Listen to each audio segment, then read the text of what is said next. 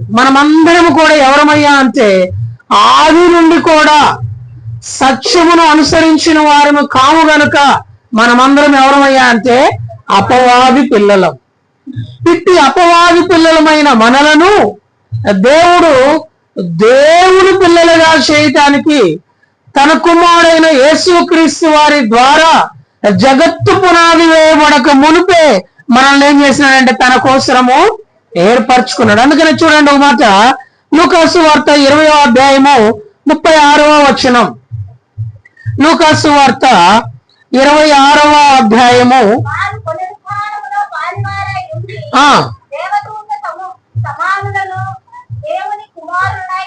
దేవుని కుమారులనై ఉండురు గనుక యేసుక్రీస్తు వారి యొక్క మరణ భూస్థాపన పునరుద్ధానములో పాలువారమగడం ద్వారా అపవాది పిల్లలమైన మనలను ఏ పిల్లలుగా చేసినాడండి?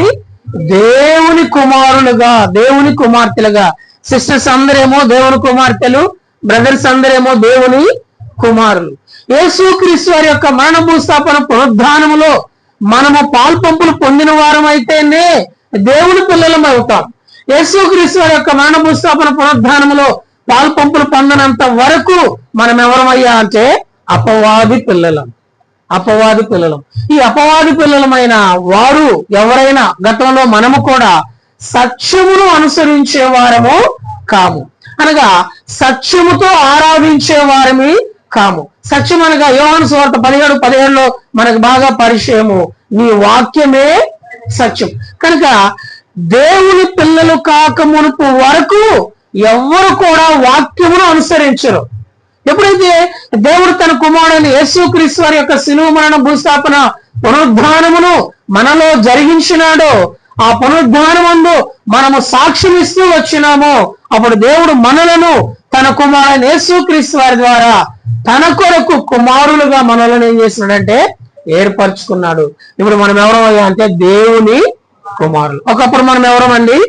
అపవాది పిల్లలం, అపవాది సంతానం, అపవాది కుమారులం.